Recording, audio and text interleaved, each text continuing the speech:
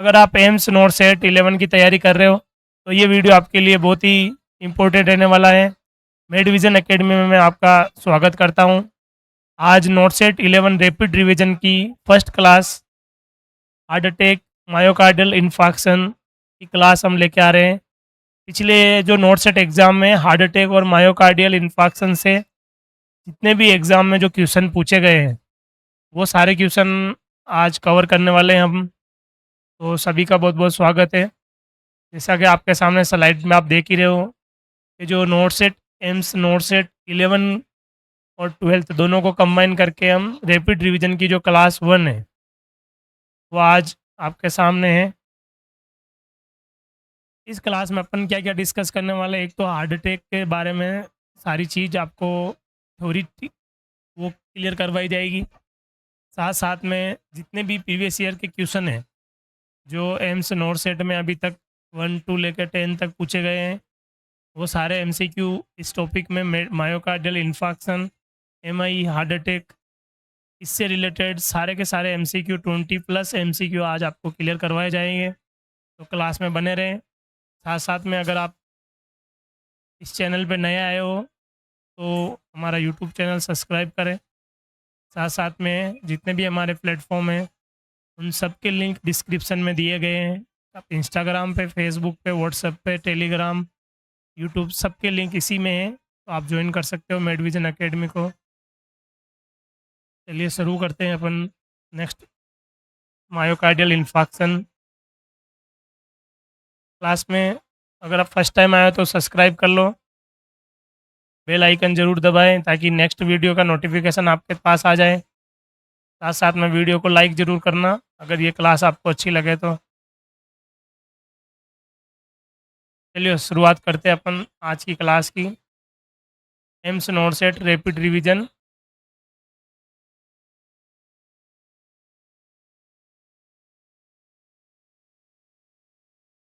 चलो सबसे पहले अपन आज डिस्कस करने वाले हैं मायोकार्डियल इन्फार्क्शन। मायोकार्डियल इन्फार्क्शन को अपन क्या बोलेंगे, एमआई, और इसी को अपन बोलते हैं हार्ट अटैक। इसी को अपन क्या बोलेंगे, हार्ट अटैक। मायोकार्डियल इन्फार्क्शन होता क्या है कि जो हार्ट है, हार्ट को सप्लाई करने वाली जो आर्टरीज होती है उसको अपन क्या बोलते हैं, कोरोनरी आर्टरी। और कोरोनरी आर्टरी में क्या आ जाता है, ब्लॉकेज आ जाता है।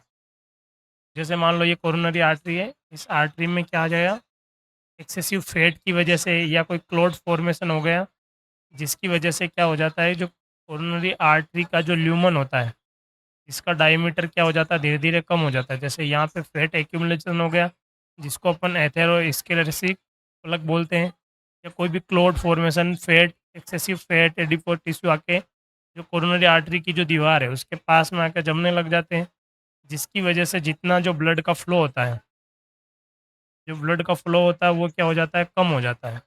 जिसकी वजह से ऑक्सीजन की सप्लाई भी कम होगी, और ऑक्सीजन सप्लाई कम होने से हार्ट जो मसल्स होती है, मायोकार्डियम, उसमें क्या हो जाता है, हाइपोक्सिया हो जाता है। और हाइपोक्सिया की वजह से वहाँ पे इस्चीमिया हो जाता है। इस्चीमिया की वजह से वहाँ की सेल्स होती है, जैसे पर्टिकुलर यहाँ ब्लॉक हुआ तो ये एरिया पूरा क्या होगा, ऑक्सीजन सप्लाई यहाँ की डम कम हो गई। कम होने की वजह से ये जो लेफ्ट वेंट्रिकल है मोस्ट इम्पोर्टेंट, यहाँ पे जो एमआई का होता है, ये क्या नहीं कर पाता है, कॉन्टैक्ट नहीं कर पाता है, जिसकी वजह से ब्लड की जो सप्लाई होती है बॉडी में वो भी कम हो जाती है। अपना आज डिस्कस करेंगे सबसे पहले तो मायोकार्डियल इन्फेक्शन क्या होता है। ये जो ब्लड फ्लो होता है पार्ट ऑफ द हार्ट, अलग अलग आर्टरी के द्वारा हार्ट के अलग अलग मसल्स को क्या किया जाता है, ब्लड फ्लो किया जाता है, वो सडनली क्या हो जाता है, ब्लॉक हो जाता है। अभी मैंने बताया ना, इससे ब्लॉक होने का कारण ये हो गया। अब उसका क्या है, जिसकी वजह से क्या होता है, ब्लड सप्लाई रुकने की वजह से पर्टिकुलर एरिया क्या हो जाता है, डैमेज हो जाता है, जिसको अपनी भाषा में अपन क्या बोल सकते हैं, नेक्रोसिस बोल सकते हैं, या एक जिसको और बोल सकते हैं इस्चेमिया, क्या बोल सकते हैं, या बोल सकते हैं वहाँ के मसल्स है वो क्या हो गई, डैमेज या डेथ हो गई, जिसकी वजह से हार्ट पंप नहीं कर पाता है, और इसको अपन बोलते हैं मायोकार्डियल इन्फार्क्शन, जिसकी वजह से सडन डेथ हो जाती है। अब देखो नेक्स्ट अपने पास है नेक्स्ट टॉपिक अपन इसमें शॉर्ट जो मायोकार्डियल इन्फार्क्शन है इसका शॉर्ट नोट्स फटाफट डिस्कस करेंगे, फिर इसके 20+ हम एमसीक्यू लेंगे जो पीवाईक्यू नोट सेट फर्स्ट से लेके नोट सेट 10 तक, जितने भी बार बार जो रिपीटेड क्वेश्चन है वो सारे आज क्वेश्चन अपन इसमें डिस्कस करेंगे। नेक्स्ट देखो कोजेज अभी बताया अपने, blockage of coronary artery usually due to blood clot, या तो क्या हो सकता है ब्लड क्लॉट होता है फॉर्मिंग ओवर एथेरोस्क्लेरोसिस प्लग। क्या होता है जैसे ये वाली जो आर्टरी है कोरोनरी आर्टरी के जो दीवार होती है वाल पे, वहाँ क्या हो गया प्लग फॉर्मेशन होगा, जिसको अपन बोलेंगे एथेरोस्क्लेरोसिस प्लग फॉर्मेशन। क्या बोलेंगे? Plug formation. देखो इस प्लग फॉर्मेशन हो गया यहाँ पे, मान लो कि ये वाली, जैसे मान लो यहाँ पे कोई आर्टरी है और उस आर्टरी में जो दीवार के पास में क्या हो गया एथेरोस्क्लेरोसिस हो गया, जिसकी वजह से क्या होगा ब्लड की सप्लाई सप्लाई क्या हो जाती है अवरुद्ध हो जाती है। ब्लड की सप्लाई कम होने से ऑक्सीजन की सप्लाई बॉडी को नहीं पहुंचती है, सेल और टिश्यू वहाँ पे क्या हो जाता है डेथ हो जाती है, जिसकी वजह से हार्ट क्या हो जाता है पंप करने की जो कैपेसिटी होती है वो कम हो जाती है, जिसकी वजह से स्ट्रोक वॉल्यूम कम हो जाएगा। और स्ट्रोक वॉल्यूम कम हुआ तो ब्लड को क्या नहीं, ब्लड की सप्लाई क्या नहीं होती, पूरी तरह से ब्लड की सप्लाई अवरुद्ध हो जाती है। और इसकी वजह से कभी कभी हार्ट का फंक्शन एरिदमिया हो जाता है, हार्ट के रिदम में बहुत ज़्यादा चेंजेज आ जाती है और वो आदमी की डेथ हो जाती है अगर टाइम पे उसका ट्रीटमेंट नहीं करते थे। नेक्स्ट अपने पास रहने वाला है कि कॉमन साइन एंड सिम्टम क्या क्या है। कॉमन साइन एंड सिम्टम क्या क्या है मायोकार्डियल इन्फार्क्शन के, अपन डिस्कस करेंगे। कॉमन साइन एंड सिम्टम क्या है, कौन कौन से साइन एंड सिम्टम अपने को देखने को मिलेंगे, जिससे अपन पता लगा सकते हैं कि इसको मायोकार्डियल इन्फार्क्शन हुआ है, या आप कह सकते हो कि एमआई का अटैक आया है। चलो नेक्स्ट, सबसे पहला जो मोस्ट कॉमन क्वेश्चन यहीं से बनता है कि जो मोस्ट कॉमन सिम्टम क्या है एमआई का, वो होता है चेस्ट पेन, या प्रेशर दबाव जैसा फील होता है, क्रसिंग पेन बोलते हैं उसको। चेस्ट पेन सबसे जो मोस्ट इम्पोर्टेंट जो होता है, आपको इसका क्वेश्चन भी बहुत बार पूछा गया है प्रीवियस ईयर में। जो कायो मायोकार्डियल इन्फार्क्शन का मोस्ट इम्पोर्टेंट सिम्टम क्या हो गया, चेस्ट पेन। अब क्या होता है चेस्ट पेन आ गया, अब वो चेस्ट पेन क्या करता है, जैसे मान लो यहाँ चेस्ट पेन था, वो चेस्ट पेन अब क्या हुआ रेडिएट करेगा। रेडिएट का मतलब क्या होता है मूव करेगा, रेडिएट को अपन क्या बोलेंगे मूव करेंगे। जैसे चेस्ट से पेन कहाँ गया लेफ्ट आर्म, लेफ्ट आर्म से कहाँ जाता है शोल्डर में। जैसे यहाँ से चेस्ट पेन हुआ, चेस्ट पेन कहाँ गया लेफ्ट आर्म में गया पहले, लेफ्ट आर्म से कहाँ गया शोल्डर में गया, कहाँ गया नेक्स्ट कहाँ जाता है पेन शोल्डर में, और शोल्डर से फिर कहाँ आ जाता है पेन शोल्डर से जो में, और जो से फिर नेक में, और पीछे की तरफ या बैक साइड में भी पेन होता है। तो ये एक पूरा एक पेन का जो कह सकते हो रेडिएशन पेन, जो एमआई का पेन होता है वो एक जगह पर्टिकुलर नहीं होकर क्या होता है रेडिएट होता है। क्या होता है रेडिएट, मतलब पेन एक जगह नहीं होकर बॉडी के 4-5 पार्ट पे होता है। कहाँ का होता है, एक तो सबसे पहले चेस्ट पे पेन होगा, चेस्ट पेन कहाँ जाएगा लेफ्ट आर्म में, लेफ्ट आर्म से शोल्डर, जो नेक और बैक में। ये चीज़ें हो गई। ये तो एक क्रशिंग पेन क्यों होगा, क्यों हुआ क्योंकि पर्टिकुलर हार्ट का एरिया क्या हो गया डैमेज हो गया, और वहाँ डैमेज होने की वजह से जब हार्ट पंप करता है तो उसको वहाँ पे पंप करने पर क्या करना पड़ता है वर्क करना पड़ रहा है, जिसकी वजह से वहाँ पे पेन हो रहा है। अब आता है कि ब्लड की सप्लाई क्या होता है, जैसे अभी ऑक्सीजन की जो सप्लाई होती है वो क्या हो गई कमी हो गई। ऑक्सीजन की सप्लाई की कमी होने की वजह से क्या होता है शॉर्टनेस ऑफ ब्रीथिंग, मतलब उसको सांस लेने में कठिनाई या कहाँ सांस लेने में दिक्कत आई है, ये चीज़ आ गई। इसके बाद में नेक्स्ट क्या रहता है इंपॉर्टेंट क्लासिकल सिम्टम आप कह सकते हो डायफोरेसिस या उसको स्वेटिंग। हार्ट अटैक वाले पेशेंट को क्या रहेगा साथ साथ में स्वेटिंग या पसीना आएगा, उसके साथ साथ में उसको नोज़िया वोमिटिंग डिजीनेट हो सकता है, चक्कर आना वगैरह, या एंजाइटी जैसी फील होगी, उसका सर घूमना जिसको अपन बोलते हैं, ये चीज़ डिजीनेस वगैरह, ये इसके कॉमन साइन एंड सिम्टम है। क्लियर, एक बार इसको रिपीट कर सकते हो। यहाँ से एमसीक्यू या तो पूछेगा आपको कि सबसे पहला एमसीक्यू तो यहीं से बनता है चेस्ट पेन, उसके बाद में चेस्ट पेन कहाँ से कहाँ रेडिएट होता है, और फिर ये normal breath shortness of breath वगैरह, ये चीज़ें तो कॉमन साइन एंड सिम्टम, ये चीज़ें अपने को देखने को मिलेगी। नेक्स्ट आता है कि अपन कैसे डायग्नोज करेंगे, कैसे अपन पता लगाएंगे, कैसे जांच करेंगे जिससे पता लगेगा कि उसको क्या है एमआई है कि नहीं है।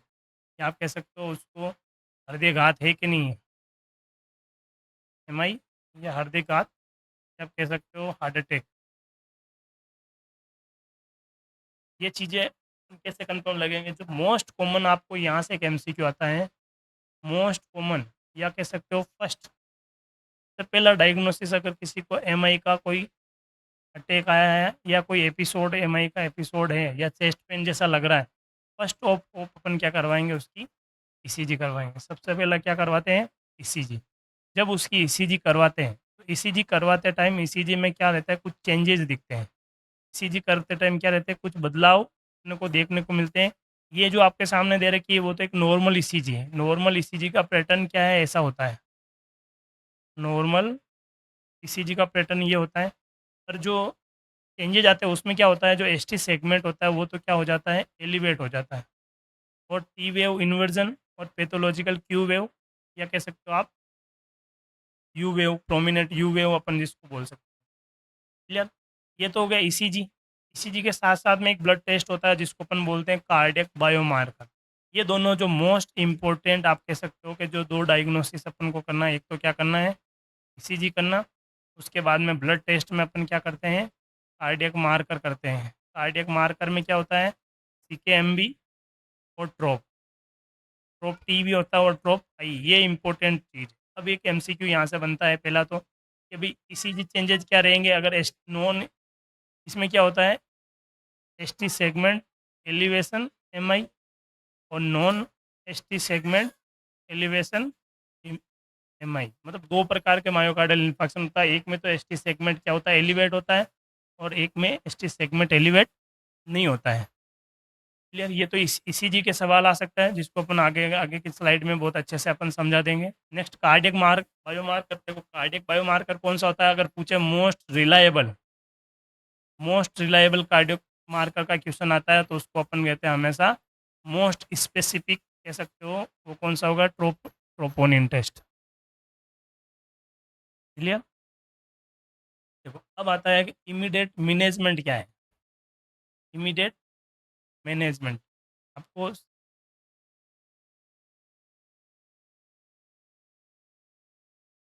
अगर मान लो जैसे ही उसको अटैक आ गया और उस पेशेंट को अपन ने डायरेक्ट कहाँ रेफर करा, हॉस्पिटल में, एम्बुलेंस बुला के हॉस्पिटल में रेफर करा। हॉस्पिटल में जाते ही जो इम्पोर्टेंट जो ट्रीटमेंट होने वाला है उसको क्या क्या चीज़ देंगे, देखो सबसे पहले देंगे अपन बोलेंगे मॉर्फिन। मॉर्फिन क्या करता है, कार्डियक वर्कलोड को कम करता है, साथ साथ में पेन को कम कर देता है। ऑक्सीजन की डिमांड होती है उसको भी क्या करता है, कम करता है। इसलिए उसको जो most drug of choice pain killer के रूप में काम लेते हैं वो कौन सा लेते हैं, मॉर्फिन। क्लियर। यहाँ से एक एमसीक्यू बन गया, बहुत बार रिपीटेड हुआ ये क्वेश्चन, प्रीवियस ईयर के जो एम्स नोट सेट का सवाल है ये। पेन किलर के लिए कौन सा देते हैं, मॉर्फिन। जैसे ही जो एमआई का पेशेंट है आपको पता है कि उसको क्या है, वो हाइपोक्सिक है। ये अपन कैसे पता लगाएंगे, उसकी SpO2 चेक करेंगे। अगर SpO2 का हो रही है 90 से डाउन जा रही है, 90 से अगर डाउन जा रही है, या कह सकते हो 91 और 95 है, से कम जा रही है नॉर्मल, तो उसको अपन क्या कर लेंगे, 95 से नॉर्म अबव क्या होती है, नॉर्मल होती है। और 95 से नीचे जा रही है आप कह सकते हो, तो उसको अपन उस टाइम ऑक्सीजन देंगे। साथ साथ में उसको तुरंत अपन क्या देते हैं, नाइट्रोग्लिसरीन, NTG टेबलेट देते हैं। NTG टेबलेट क्या होती है, सब लिंगुअल देते हैं। क्या देते हैं, सब लिंगुअल। सब लिंगुअल का मतलब होता है जो टंग होती है अपनी टंग के नीचे एक दवा टेबलेट दी जाएगी, वो क्या करती है, करंट एकदम तुरंत सडनली क्या करती है, सडनली वेसो डायलेशन करती है। क्या करती है, वेसो डायलेशन, जिससे क्या होता है, जो भी ब्लड वेसल्स होती है वो क्या हो जाती है, डायलेट हो जाती है, और वो ब्लड की सप्लाई बढ़ जाती है। इससे ऑक्सीजन की सप्लाई भी बढ़ जाएगी। नेक्स्ट जो इम्पोर्टेंट यहाँ से एक एमसीक्यू बनता है, फर्स्ट ड्रग ऑफ चॉइस क्या है। सबसे पहले एमआई का पेशेंट आया तो उसको अपन सबसे पहले कौन सी टेबलेट देते हैं, एस्प्रिन। एस्प्रिन क्या करती है, एंटी प्लेटलेट ड्रग है। ये जो क्लोट बना उस क्लोट को वापस से क्या नहीं बनने देती है, फर्दर क्लोट फॉर्मेशन नहीं होने देती है, इसलिए उसको एस्प्रिन देना है। ये मान लो कोरोनरी आर्टरी में कहीं पे ब्लॉकेज एक हो गया, उसका तो ट्रीटमेंट अपन एसटीकेल दे के उसका करेंगे, पर आगे कोई ब्लॉक नेक्स्ट टाइम या फर्दर कोई ब्लॉकेज नहीं आए या क्लोट फॉर्मेशन नहीं हो, इसलिए अपन क्या देते हैं उसको, एस्पिरिन देते हैं। NSAID भी है ये, क्लियर। अब होता है prevention of MI। Upon myocardial infarction को क्या कह सकते हो, हार्ट रेट, जो हार्ट अटैक हुआ है अपने को खुद को या अपने फैमिली में किसी को फ्यूचर में ऐसा नहीं हो, उसके लिए अपन क्या क्या प्रिवेंशन मेजर, क्या क्या अपन बचाव के कौन कौन से उपाय कर सकते हैं, जिससे अपने को चांस या उसकी जो रिस्क होती है वो क्या हो जाती है, रिस्क को कम किया जा सकता है। ये चीज़, ये कोजेज़ भी हो गए। तो ये चीज़ें होने से क्या हो सकता है, चेस्ट पेन या आप कह सकते हो MI होने के चांसेस है। सबसे जो मोस्ट कॉमन कोज़ क्या होता है, हाइपरटेंशन। मायोकार्डियल इन्फार्क्शन होने का जो मोस्ट कॉमन कोज़ क्या होता है, हाइपरटेंशन। मतलब जो कोरोनरी आर्टरी होती है बिल्कुल पतली होती है, अगर वहाँ ब्लड प्रेशर बढ़ गया तो वो डैमेज हो जाएगी, रप्चर हो जाएगी, और वहाँ पे क्लोट फॉर्मेशन हो गया, वो एरिया वहाँ का क्या हो जाता है, डैमेज हो जाता है। इसके साथ साथ में अपने को क्या करना है, डायबिटीज़ जो है, अगर किसी को NCD, जो मोस्ट कॉमन जो NCD की बीमारी यही है, नॉन कम्युनिकेबल डिजीज, अगर ये चीज़ें अपन कंट्रोल कर लेते हैं टाइम पे, डायबिटीज़ मेलाइटस मतलब ब्लड शुगर ज़्यादा होना, और तो अपन उसका 50% चांस तो अपन यही उसको MI होने से रोक सकते हैं। नेक्स्ट नंबर पे आता है, अगर कोई स्मोकिंग कर रहा है तो स्मोकिंग उसको रोकना है, तंबाकू यूज़ कर रहा है तो वो उसको मना करना है। उसको साथ साथ में जो रेगुलर सुबह सुबह आपको क्या करना है, फिजिकल एक्सरसाइज करना है। इससे क्या होगा, एक्स्ट्रा जो फैट होगा शरीर में वो जमा नहीं होगा, और साथ साथ में ब्लड सर्कुलेशन अच्छा रहता है। ये वाली चीज़। नेक्स्ट है मेंटेन हेल्थी वेट। अगर किसी का वेट ज़्यादा हो रहा है तो उसको MI होने के चांस भी क्या हो सकता है, ज़्यादा, जिसको अपन ओबेसिटी बोलते हैं। ओबेसिटी जिसमें BMI 25 से ज़्यादा हो गई। ये अगर मान लो कि किसी का वेट बढ़ रहा है, वेट के साथ साथ में उसके बॉडी में क्या रहेगा, फैट ज़्यादा होगा, तो उसके अंदर क्या हो सकता है, कोलेस्ट्रॉल लेवल बढ़ जाएगा। बैड कोलेस्ट्रॉल ज़्यादा होगा तो, या ट्राइग्लिसराइड ज़्यादा हुए तो उसको क्या है, MI या हार्ट अटैक होने के चांसेस बढ़ सकते हैं। अब उसके बाद में उसको eat heart healthy diet. Heart healthy diet मतलब क्या होता है, ऐसी चीज़ें खानी है जो अपना हार्ट होता है उसके लिए फ़ायदेमंद हो। कौन कौन सी, एक तो सबसे पहले लो फैट डाइट करनी, फैट की या वसा की मात्रा खाने में सबसे कम हो, वही ज़्यादा खाना। साथ साथ में नमक की मात्रा कम कम करनी है, और ज़्यादा फ्रूट और वेजिटेबल्स ज़्यादा यूज करना। क्लियर। नेक्स्ट आता है, अगर कोलेस्ट्रॉल लेवल बढ़ा हुआ है, बैड कोलेस्ट्रॉल कौन सा होता है, HDL और LDL, ये दो कोलेस्ट्रॉल होते हैं ना। तो कोलेस्ट्रॉल का जो लेवल होता है, जो कोलेस्ट्रॉल का लेवल नॉर्मल कितना होना चाहिए, 150 से 200। अगर इससे ज़्यादा कोलेस्ट्रॉल लेवल बढ़ गया तो उसको क्या होने का चांसेस है, MI होने के चांस। और इसके साथ में एक बहुत इंपॉर्टेंट है, यहाँ पे एक आप MCQ डाल सकते हो, स्ट्रेस। बहुत सारे हार्ट अटैक जो साइलेंट अटैक होते हैं वो स्ट्रेस की वजह से भी हो सकता है। अगर कोई अल्कोहल यूज़ कर रहा है तो उसको अल्कोहल यूज़ करने से रोकेंगे, और उसको क्या करना है, टाइम टाइम पर उसकी NCD की जांच करो, रेगुलर उसको डॉक्टर के पास चेकअप करने ले जाओ, तो उसको अपन MI से बचा सकते हैं। देखो, अब अपन स्टार्ट करें आज का अपन जो MCQ सीरीज लेके आए हैं अपने नोट सेट रैपिड रिवीजन के लिए। नोट सेट रैपिड रिवीजन की सीरीज हमने लॉन्च करी है। अभी तक आपने अगर चैनल को सब्सक्राइब नहीं करा है तो यूट्यूब चैनल अपना सब्सक्राइब कर लो। साथ साथ में जो मेड विजन अकेडमी का यहाँ पे आपको अकाउंट दिख रहा है, आप इंस्टाग्राम पे फॉलो कर सकते हो, जिससे आपको डेली अपडेट, गवर्नमेंट जॉब की वैकेंसी की अपडेट भी मिलती रहेगी। न्यू वैकेंसी, कोई रिजल्ट, या साथ साथ में आप 1-to-1 मैसेज करके आप कोई भी जानकारी ले सकते हो। Instagram, Facebook, YouTube, Twitter, WhatsApp channel सब पे आप, टेलीग्राम, जिसका लिंक इस वीडियो के डिस्क्रिप्शन में है, आप डायरेक्ट कॉन्टैक्ट कर सकते हो। नेक्स्ट है क्वेश्चन आज अपने स्टार्ट करेंगे। सबसे पहला वो है कि मोस्ट कॉमन, जल्दी से जब जल्दी से ये इसको लाइक कर दे भी अगर आपको वीडियो अच्छा लगा। साथ साथ में अपने फ्रेंड्स के साथ ये वीडियो शेयर करें जो भी नोट सेट की तैयारी कर रहे हैं। तो पहला क्वेश्चन अपने आज अपन 20 से ज़्यादा क्वेश्चन आज नोट सेट के लिए, MI के लिए, या मायोकार्डियल इन्फार्क्शन से रिलेटेड जितने भी सवाल आज तक आए वो सब अपन PYQ आज इसमें कवर करने वाले हैं। तो आप पेन कॉपी लेके आप लिख भी सकते हो, या आपको अगर ये PDF बनी बनाई डायरेक्ट चाहिए तो ये PDF भी आप व्हाट्सएप पे और टेलीग्राम चैनल पे आपको मिल जाएगी। फटाक से जल्दी कमेंट करें भाई। पहला क्वेश्चन आपके सामने है, the most specific cardiac biomarker for MI. इन चार ऑप्शन में ऐसा कौन सा जो बायोमार्कर है या कार्डियक बायोमार्कर है जिससे अपन पता लगा सकते हैं, या जिसका टेस्ट करने पे अपने को पता लगेगा कि उसको क्या है, एमआई हुआ है या हार्ट अटैक अभी लेटेस्ट में मायोकार्डियल डैमेज हुआ है। ठीक है, ये आपने को एक क्वेश्चन है अपने पास में, जल्दी से कमेंट करके बताएं। पहला क्वेश्चन जल्दी कमेंट करें आप साथ में। पहला क्वेश्चन है, the most specific cardiac biomarker for MI. पहला सीकेएमबी, दूसरा एलडीएच, तीसरा ट्रोपोनिन, चौथा मायोग्लोबिन। इसके बाद में अपन डिस्कस करेंगे कि भाई इसको मोस्ट स्पेसिफिक क्यों बोलते हैं, या आप कह सकते हो इसका आंसर क्या है। जल्दी से कमेंट करें इसका आंसर क्या रहने वाला है फटाफट, फिर अपन इसका एक्सप्लेनेशन करवाएंगे। चलो नेक्स्ट इस क्वेश्चन का देखो, जो मोस्ट स्पेसिफिक अभी अपन ने पढ़ा था नोट्स में, मोस्ट स्पेसिफिक का मतलब होता है कि इससे अपन पता लगाए गए कि 100% चांस है उसको क्या हुआ है, एमआई हुआ। तो इसके लिए जो मोस्ट स्पेसिफिक टेस्ट रहने वाला है वो कौन सा रहने वाला है भाई, ट्रोपोनिन। क्यों रहने वाला, अब क्या होता है, ये क्या होता है कि जैसे ही 3 से 4 घंटे होते हैं ये बढ़ना चालू हो जाता है, और 48 40 24 से 48 जो और हो जाते हैं तो ये पीक लेवल पे चला जाता है। और ये क्या रहता है, 10 दिन तक, 10 दिन तक क्या रहता है, बढ़ा हुआ रहता है।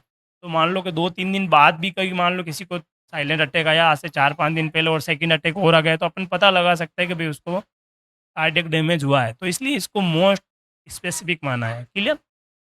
चलो नेक्स्ट अपन इसका थोड़ा सा डिस्कशन कर लेते हैं। देखो ट्रोपोनिन आई और ट्रोपोनिन टी बहुत ही इंपॉर्टेंट है भाई ये। इसमें से 100% जो अपने PYQ सेलेक्ट करा है, तो आप मान के चलो कि एम्स नोट सेट में इसमें से क्वेश्चन आना ही आना है। जो आज अपन सिलेबस करवा रहे हैं उसमें हर साल जितने भी नोट सेट अभी 1 से लेकर 10 हुए उसमें मायोकार्डियल इन्फार्क्शन का क्वेश्चन आता है। और सबसे ज़्यादा इंपॉर्टेंट जो क्वेश्चन पूछते हैं वो बायोमार्कर का ही पूछते हैं। ठीक है, जो बायोमार्कर है कार्डियक मार्कर जिसको बोलते हैं, कौन कौन से हैं, CKMB, TROP-T, मायोग्लोबिन। ये 3 बायोमार्कर अपन पढ़ते हैं कार्डियक डैमेज के लिए। देखो यहाँ पे अपन एक चीज़ देखें, ट्रोपोनिन आई और ट्रोपोनिन टी में क्या फ़र्क है। देखो ट्रोपोनिन आई मोर स्पेसिफिक ज़्यादा है, राइज कब होता है, 3 से 4 घंटे में बढ़ना चालू हो जाता है, और 12 से 24 घंटे तक ये पीक लेवल पर रहता है दोनों में। और जबकि जो ट्रोप टी होता है वो 48 घंटे तक पीक लेवल पे जाता है।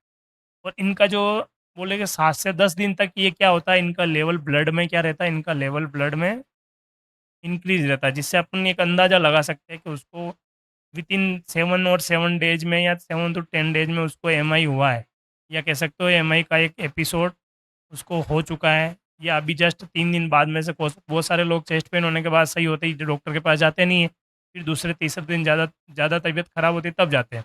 इस कंडीशन में जो बेस्ट मार्कर जो डायग्नोसिस एक्यूट एमआई जो होता है, सडन एकदम से किसी को अभी एमआई हुआ है, तो उसको पता लगाने के लिए अपन जो टेस्ट करते हैं वो ट्रोपोनिन टेस्ट होगा। अब उसको मोर स्पेसिफिक CKMB से स्पेसिफिक ज़्यादा होता है, क्योंकि CKMB क्या होता है, 1 से 2 दिन बाद में या 24 से लेके 48 ओवर के बाद में क्या चला जाता है, वापस लो हो जाता है या डाउन हो जाता है, जिसके बाद अपन पता नहीं लगा पाते प्रॉपर कि उसको कार्डियक डैमेज हुआ है कि नहीं हुआ है। क्लियर, यहाँ तक सभी को समझ में आ गया।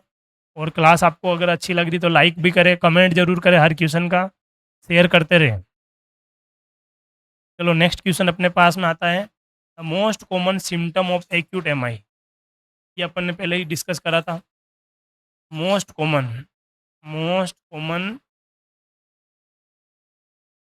जो सिम्टम है,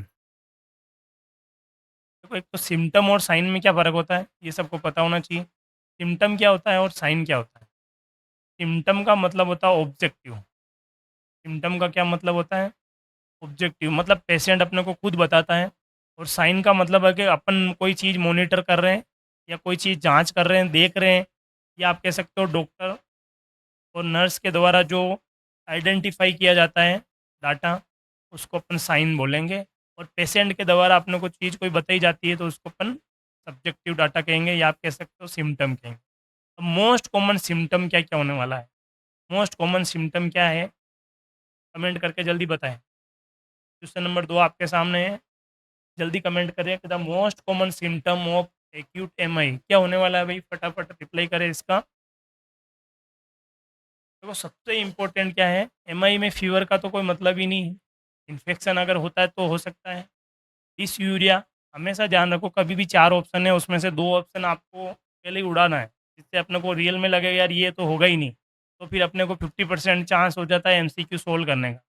ये वाली टेक्निक हमेशा यूज करते हो। सबसे पहला क्या करना अपने को, कि इसमें से 2 या 1 ऐसे सिम्टम होंगे जो बिल्कुल उस क्वेश्चन से रिलेटेड होंगे ही नहीं, तो अपने को सबसे पहले तो क्या करना है, वो हटाना। देखो डिसयूरिया का मतलब होता है कि पेन होता है यूरिनेशन के टाइम, वो चीज़ अपने होगी नहीं, इससे कोई लेना देना नहीं। फीवर इसमें क्यों नहीं होगा, अगर कोई इन्फेक्शन होता है जैसे पेरिकार्डाइटिस हो गया, एंडोकार्डाइटिस हो गया, मायोकार्डाइटिस हो गया, या कोई इन्फेक्शन की कोई हिस्ट्री है, तो उसको फीवर के चांसेस है। बाकी एमआई में फीवर नॉर्मल वे में नहीं आता। अब अपने पास 2 चीज़ बचती है भाई, हेडेक और चेस्ट पेन, और ये दोनों ही क्या है, साइन एंड सिम्टम, ये दोनों ही किसके हैं, एमआई के हैं। अब अपन यहाँ तक पहुँच गए 50%। अब ये क्वेश्चन पे चलते हैं कि मोस्ट कॉमन कौन सा है। अब ऐसे नॉर्मल हेडेक तो किसी भी बीमारी में हो सकता है, थकान की वजह से हो गया, तो अपन क्या करेंगे, जो चेस्ट पेन होता है वो उसका most specific sign and symptom क्या है, एमआई का है। तो यहाँ पे राइट आंसर क्या होने वाला है, राइट आंसर क्या होने वाला है भाई, बी। किस किस के राइट हुआ है जल्दी कमेंट करके बताएं, हम इंप्रेशन जरूर दें जिसके। और एक चीज़ आपको नोट करना है, आज अपन 20 से 21 जो एमसीक्यू दे रहे हैं उन सबके आपको कमेंट में आंसर देना है, और लास्ट में अपना स्कोर बताना है कि आपको 21 में से कितने नंबर आए। 1 नंबर का हम आज एक ये टेस्ट सीरीज ही कर देते हैं, साथ साथ में आपके 21 क्वेश्चन हम इसमें देंगे, आपको लास्ट में कमेंट करके स्कोर अपना बताना है। अभी तक 2 क्वेश्चन है, दोनों क्वेश्चन अगर राइट हुए तो आप इसमें कमेंट करते जाएं, और लास्ट में आपके क्वेश्चन गिन के देखें भी आपने कितने सही करे, जिससे आपके एम्स में ये क्वेश्चन आगे गलती नहीं हो। चलो नेक्स्ट क्वेश्चन आता है, एसटी सेगमेंट एलिवेशन। अब ये अपन ने स्टार्टिंग में पढ़ ही लिया था। देखो एमआई के लिए मोस्ट इंपॉर्टेंट, अगर एमआई को डायग्नोज करना हो तो ईसीजी, और ईसीजी के बाद में क्या हो सकता है, ब्लड टेस्ट हो सकता है। ब्लड टेस्ट करते हैं उसमें टाइम लगता है, ईसीजी आप विद इन 10 मिनट में कर सकते हो। तो तुरंत पता लगाने के लिए जो स्पेसिफिक या सबसे ईजीएस्ट मेथड है, नॉन इन्वेसिव है। क्या है, नॉन इन्वेसिव है, मतलब कोई भी चीर फाड़ कुट कट लगाने की जरूरत नहीं है, और नॉर्मल से नॉर्मल पर्सन भी क्या कर सकता है, ईसीजी किसी की कर सकता है जो ईसीजी टेक्नीशियन होता है। ईसीजी क्या है, एमआई के पेशेंट में फर्स्ट डायग्नोसिस क्या होता है, हमेशा आपको यहाँ से ये क्वेश्चन पूछा जाएगा, एक तो यहाँ से क्वेश्चन बनता है, फर्स्ट डायग्नोसिस ईसीजी में क्या कर, एमआई में क्या करते हैं, ईसीजी। अब अपने पास जैसे ईसीजी कर ली साहब, ईसीजी करने के बाद में उसका जो ईसीजी में जो अलग अलग पैटर्न होता है, उस पैटर्न को चेक करके अपन क्या पता लगाएंगे, एसटी सेगमेंट एलिवेशन। देखो एमआई के अपन ने 2 पार्ट बताए थे, एमआई के कितने पार्ट बताए थे, ये अपन डिस्कस कर रहे हैं। आप जल्दी से क्वेश्चन का एक बार रिप्लाई कमेंट कर दीजिए। एसटी सेगमेंट एलिवेशन कौन से एमआई में रहता है, एसटी एमआई में रहता है, एंजाइना में रहता है, अस्थमा में रहता है, सीओपीडी में रहता है, जल्दी कमेंट करके बताइए। अब देखो एस टी एम आई में अपन को क्या करना है, एम आई कितने प्रकार के होते हैं अपन ने पढ़ा था, एक होता है एस टी एम आई और नॉन एस टी एम आई, ये 2 एम आई के हैं। अगर एस टी सेगमेंट होता है वो क्या आता है, एलिवेट होता है, तब तो एस टी एम आई, और एलिवेट नहीं होता है, नॉन एलिवेटेड, तो उसको बोलेंगे नॉन या एन एस टी एम आई। क्लियर, ये चीज़ अपने को कहाँ दिख रही है भैया, ये अपने को अब क्लियर सॉल्व हो गया। देखो अस्थमा से कोई मतलब नहीं है, सीओपीडी का कोई यही नहीं है, अपने पास 2 ही है, दोनों में क्या होता है, इसमें से जो एस टी एम आई है उसमें एस टी सेगमेंट क्या होता है, एलिवेट होता है, तो राइट आंसर अपना क्या रहने वाला है, राइट आंसर क्या रहने वाला है, ए। अब देखो ईसीजी को समझते हैं अपन, ईसीजी में जो पहली वेव आती है वो कौन सी होती है, पी वेव, और पी वेव के बाद में जो चालू होती है यहाँ पे क्यू वेव, क्यू वेव यहाँ से चालू हो रही है। तो इस क्यू वेव चालू होने से पहले से लेकर पी वेव जहाँ से चालू हुई, उस इंटरवल को अपन क्या बोलते हैं, जहाँ से आर वेव शुरू होती है, ठीक है, जहाँ पे जैसे आर वेव, ये P Q R S duration हो गया, यहाँ ये जो इंटरवल कहलाएगी पी आर वेव, फिर ये जो बीच का पार्ट होता है उसको क्यू आर एस कॉम्प्लेक्स बोलते हैं, और उसके बाद में जो एसटी सेगमेंट ये होता है और टी वेव ये होता है। एसटी सेगमेंट का मतलब होता है एस, जो एस वाली जो वेव है, यहाँ से लेके जो टी वेव चालू हुई, उन दोनों के बीच को अपन क्या बोलते हैं, एसटी सेगमेंट बोलते हैं। अगर ये सेगमेंट क्या होता है, ऊपर उठा हुआ होता है, तो क्या हो गया, एलिवेट। और अगर ये एसटी सेगमेंट क्या होता है, नीचे की तरफ जाता है, तो वो एसटी सेगमेंट क्या कहलाएगा, एलिवेशन। और एसटी सेगमेंट क्या होता है next, depression. ST segment depress, या नीचे की तरफ कह सकते हो डाउन। क्लियर यहाँ तक। देखो अपन यहाँ पे ये तीनों चीज़ें कंडीशन अपन पढ़ेंगे। जो सबसे इम्पोर्टेंट, सबसे पहला क्या होता है, एसटी सेगमेंट। जो अपन टू वाला पढ़ते हैं, एसटी सेगमेंट। अगर मान लो कोई भी एक्यूट इंजरी हुई, क्या हुई है, एक्यूट इंजरी अगर कोई हुई है, एमआई जिसको अपन बोलते हैं एक्यूट एमआई, क्या बोलेंगे अपन, एक्यूट एमआई। इसमें क्या होगा, ये जो एसटी सेगमेंट है, जैसे यहाँ से ये जो सेगमेंट है वो क्या है, ऊपर उठा हुआ है कि नहीं, यहाँ पे इसी में, यहाँ पे एसटी सेगमेंट क्या है, ये जो इस लाइन में होना था, ये इस लाइन से क्या होगा, ये इस लाइन से क्या हो गया, ऊपर उठा हुआ है। इसको अपन बोलेंगे ST segment elevation. ST segment depression किस में होता है, कि जब वो एक्यूट इन्फेक्शन नहीं होके क्या होता है, क्रोनिक इन्फेक्शन हो जाता है। जैसे अपन एग्जांपल के तौर पर स्टेबल एंजाइना। और एसटी सेगमेंट डिप्रेशन, ई वेव भी नॉर्मल इन्वर्टेड होगी। अब डिप्रेशन और एलिवेशन में समझ में आ गया ना, कि जो पूरा ईसीजी है नॉर्मल वे में, उसकी लेंथ अगर ऊपर की तरफ वो उठ जाता है एसटी सेगमेंट, तो एलिवेशन। नीचे की तरफ आ जाता है तो डिप्रेशन। और उसके साथ साथ में क्या कह सकते हो, जो टी वेव है वो इन्वर्टेड होगी। अब जैसे ये टी वेव ऊपर उठी है, वो कहाँ जाएगी, ये टी वेव क्या आ गई, नीचे की तरफ आ गई, या जिसको अपन पैथोलॉजिकल क्यू वेव बोलेंगे। क्या बोलेंगे, पैथोलॉजिकल क्यू वेव। ये क्यू वेव तो क्या है, ये थेरेपेटिक है, होनी चाहिए। पैथोलॉजिकल मतलब बीमारी की वजह से एक और क्यू वेव बन गई, तो इसलिए उसको पैथोलॉजिकल क्यू वेव किससे बनी भाई, टी से। टी वेव क्या थी, पहले ऊपर थी, टी वेव क्या हो गई, इन्वर्टेड हो गई, नीचे की तरफ इन्वर्टेड हो गई। क्लियर, इन्वर्टेड हो। यहाँ तक आपके सबके समझ में आ गया। ये नॉन एसटी सेगमेंट एलिमेंट। देखो, एसटी सेगमेंट एलिवेशन किस में रहता है साहब, एक्यूट इंजरी में, या एस टी ई एम आई में रहता है, या पेरिकार्डाइटिस में रहता है। सी में या एसटी सेगमेंट डिप्रेशन किस में रहता है, स्टेबल जो एंजाइना होता है उसमें। मतलब स्टेबल और अनस्टेबल एंजाइना में क्या फ़र्क है, देखो। एंजाइना का मतलब तो चेस्ट पेन, पर्टिकुलर एरिया में मान लो थोड़े टाइम के लिए अगर मान लो ब्लड की सप्लाई क्या है रुक गई, तो ऑक्सीजन डिमांड कम हो गई, तो वहाँ पे क्या होने लग जाता है, चेस्ट पेन होता है। अगर वो चेस्ट पेन एनटीजी टेबलेट लेने के बाद में क्या हो जाता है, सही हो जाता है, तो अपन बोलेंगे स्टेबल। मतलब मरीज वापस क्या हो गया, स्टेबल हो गया। तो वो स्टेबल एंजाइना। अगर वो टेबलेट लेने के बाद में भी, जैसे 5 मिनट बाद और एनटीजी टेबलेट दी, फिर भी दर्द कम नहीं हुआ, फिर 5 मिनट बाद दी, ऐसे करके उसको एनटीजी का टेबलेट देने के बाद में भी क्या नहीं हो रहा है, चेस्ट पेन में कोई, या रेस्ट करने के साथ साथ साथ में उसको क्या बोलते हैं, रेस्ट कर भाई, तो भी क्या नहीं हो रहा है, चेस्ट पेन में कमी नहीं आती है, तो उसको बन बोलेंगे अनस्टेबल। क्या बोलेंगे, अनस्टेबल एंजाइना। यहाँ से भी आपको एमसीक्यू बन सकता है। ये वाले क्लियर यहाँ तक। अब आता अपना नेक्स्ट सवाल, which drug should be given immediately in suspected MI. ये मैंने अभी सबसे पहले डिस्कस करा था। फटाफट इसका क्वेश्चन नंबर 4 का जवाब दे भाई, जल्दी कमेंट करें, साथ साथ अपने दोस्तों को शेयर करते जाएं। सब्सक्राइब अगर नहीं करा है तो हमारा चैनल सब्सक्राइब कर लें। और अगर आप फेसबुक यूज कर रहे हैं तो फेसबुक पे भी हमारा चैनल फॉलो कर सकते हो, इंस्टाग्राम पे भी फॉलो कर सकते हो, टेलीग्राम चैनल हमारा आप ज्वाइन कर लो, जिसमें आपको डेली ये पीडीएफ, फ्री नोट्स, एमसीक्यू। अगर आप फेसबुक पे जाते हो तो फेसबुक पर हमारे अभी तक 11,000 प्लस फॉलोवर अभी अपने पास है, जिसमें 6500 प्लस इमेज बेस्ड क्वेश्चन और एमसीक्यू, प्रीवियस ईयर क्वेश्चन आपको फ्री ऑफ कॉस्ट मिल जाएंगे, इमेज टेक्स्ट फॉर्मेट में या रील फॉर्मेट में। तो आप वहाँ से जाके भी कंटिन्यू, आप अगर रील फालतू इसको डील करने से बेटर है कि आप उसमें फेसबुक पे जाके या इंस्टाग्राम पे जाके हमारे पेज में डेली एमसीक्यू में आप उसमें आपका कमेंट करते जाओ, जिससे आपकी डेली रिविजेशन हो जाए।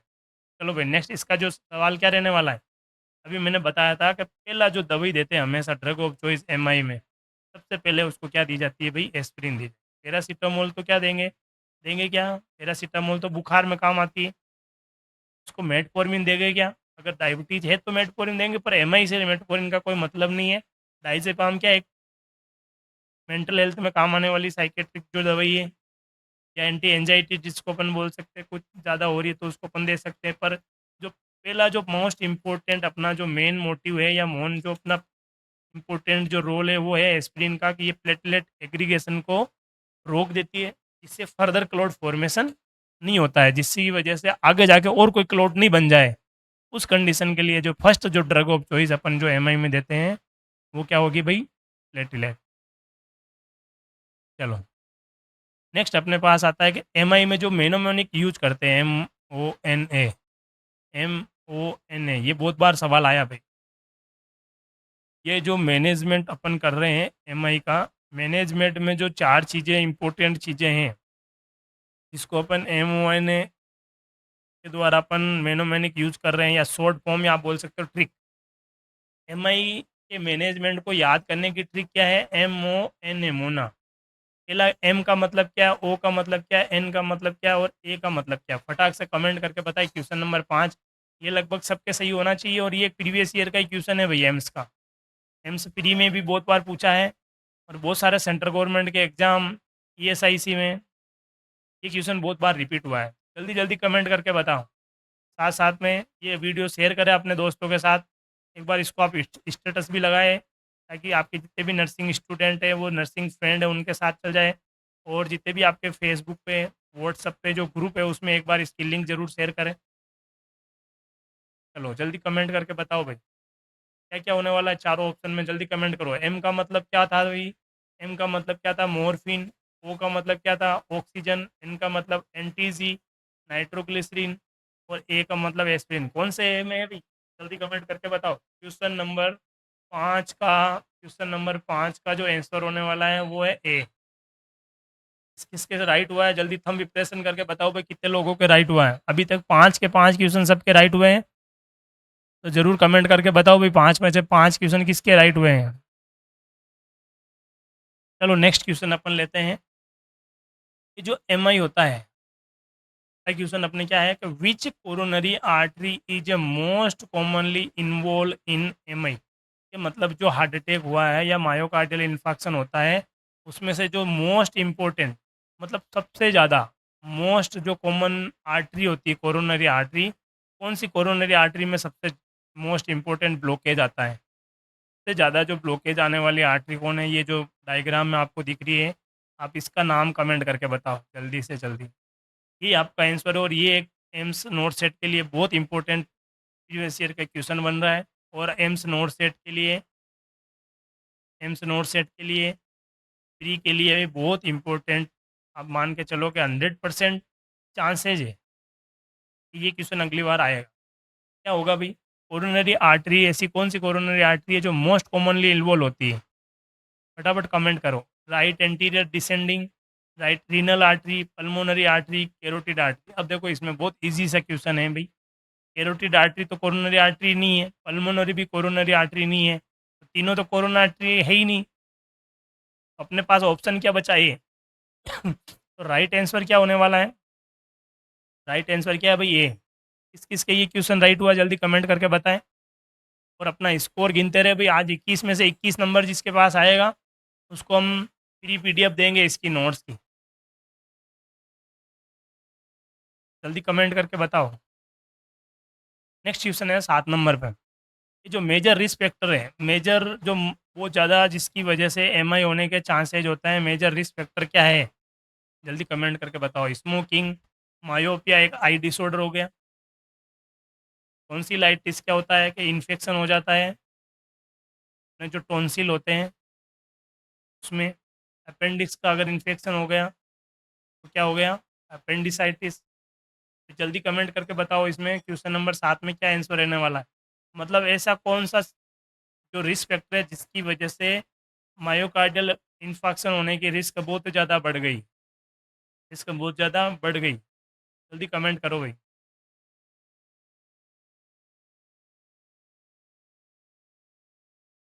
देखो क्या है, सीधा सा सवाल है, स्मोकिंग। राइट आंसर इसमें क्या रहने वाला है? ए। क्योंकि देखो आंख का डिसऑर्डर से कोई मतलब नहीं, टॉन्सिलाइटिस ये सवाल मैंने सबसे पहले जब जो रिस्क फैक्टर बताया था या सिम्टम जब मैंने प्रिवेंशन बताया था, ये डिस्कस अपन करा था कि सबसे इम्पोर्टेंट क्या है भाई, स्मोकिंग की वजह से मायोकार्डियल इन्फार्क्शन होने के चांसेस बहुत बढ़ जाते हैं। क्योंकि क्या होता है कि जो स्मोकिंग करते हैं ना, तो इसमें क्या होता है, निकोटीन होता है, और ये निकोटीन क्या कर देता है भाई,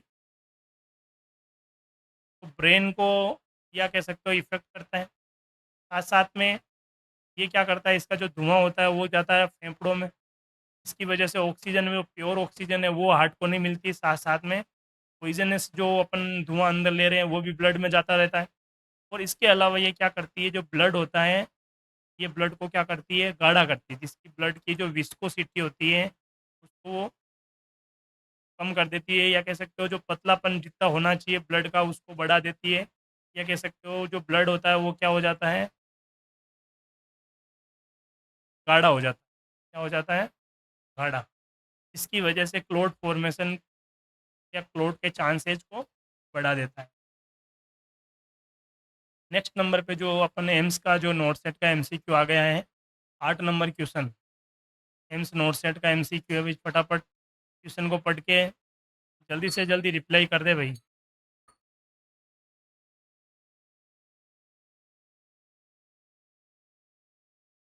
एक 58 साल का, देखो क्वेश्चन क्या कह रहा है, 18 ईयर ओल्ड, मतलब एक 58 साल का एक आदमी है, वो कहाँ आता है भाई, इमरजेंसी डिपार्टमेंट में आता है with severe central chest pain. मतलब किसके लक्षण के साथ आता है, तो सीवियर जो सेंट्रल चेस्ट पेन होता है, वो चेस्ट पेन कहाँ जा रहा है, लेफ्ट आर्म तक रेडिएट हो रहा है, उसके बाद साथ में उसको क्या हो रहा है, पसीना भी हो रहा है, नोजिया वोमिटिंग है। और जो ईसीजी में क्या बता रहा है, एसटी सेगमेंट एलिवेटेड है। एसटी सेगमेंट क्या है भाई, एसटी सेगमेंट क्या हो गया, एलिवेटेड है, एसटी सेगमेंट एलिवेशन आया हुआ है। तो आप लाइकली क्या डायग्नोज करोगे, most likely diagnose as a nurse या नर्सिंग ऑफिसर, आप एम्स में या नोट सेट एम्स की जो तैयारी कर रहे हो ना, तो नोट सेट 1 से लेकर 10 बार, जितने भी नोट सेट हुए उसमें ये बहुत बार क्वेश्चन रिपीट हुआ है। S T M I, non S T segment elevation M I, S T M I बहुत ज़्यादा हुआ है। तो इसमें जो मोस्टली एज ए नर्स आप क्या डायग्नोज करोगे, मायोकार्डियल इन्फार्क्शन और एस टी एम आई है। क्योंकि इसमें क्या है, यहाँ दिया हुआ है क्वेश्चन में कि भाई एस टी सेगमेंट एलिवेट है, तो मायोकार्डियल इन्फार्क्शन तो ही है। तो एम आई में कौन सा टाइप इसका आ जाएगा, एस टी सेगमेंट एलिवेशन वाला एम आई, इसको ये उसका राइट आंसर होने वाला है। राइट आंसर क्या है इसका, बी। क्लियर यहाँ तक सबको। नेक्स्ट नंबर, फटाफट कमेंट करते जाओ भाई क्वेश्चन का। अगर आपने क्वेश्चन सही करा है तो आप इसका कमेंट जरूर करें, इससे आपको लास्ट में आपकी स्कोर पता चलेगा कि 20-21 जो सवाल आज अपन करवाने वाले हैं कि उसमें अपने कितने परसेंट नंबर आ रहे हैं, 80%, 90%। इसी से आपका आगे जाके नोट सेट एम्स के जितने भी जो 100+ हम टॉपिक ला रहे हैं, एक से एक बढ़कर एक जो टॉपिक जो हमने जो सेलेक्ट कर रहे हैं, जो नोट सेट को लेके हमने 100+ एक टॉपिक, हमने जो पहले वीडियो, आप अगर आपने नहीं देखा तो हमारे चैनल पे जाके जो इसका पहला वीडियो देख सकते हो, जिसमें अपन note set rapid revision batch के बारे में हमने डिस्कशन करा है, जिसमें अपने सब्जेक्ट वाइज, जिसमें हमने subject wise most important high yield जो टॉपिक है, मोस्ट इम्पोर्टेंट जो टॉपिक है 100, वो हमने इसमें इंक्लूड करे हैं। उन सब टॉपिक की 1 बाय 1 क्लास होने वाली है, और क्लास के साथ साथ में उसका थ्योरी पार्ट भी करवाया जाएगा विथ एमसीक्यू या पीवाईक्यू। क्लियर, ये चीज़ें हम साथ साथ में करवाते रहेंगे। अगर अगर ज़रूरत लगे कि वहाँ से एक आईव्यू की जो इमेज बेस्ड क्वेश्चन की हम 2-3 क्लास अलग से करवा देंगे, जिसमें सारे आज तक जितने भी इमेज पूछे गए हैं एम्स में, वो सारे इमेज अपन क्लास में कवर। चलो भाई क्वेश्चन की तरफ आता है। एक पेशेंट है विथ सस्पेक्टेड, मतलब सस्पेक्ट हमने करा है कि वो उसको क्या है, एमआई के साथ में उसको भर्ती करा गया, और कोरोनरी केयर सीसीयू में उसको भर्ती करा रखा है, कोरोनरी या कार्डियक केयर यूनिट में उसको भर्ती कर दिया।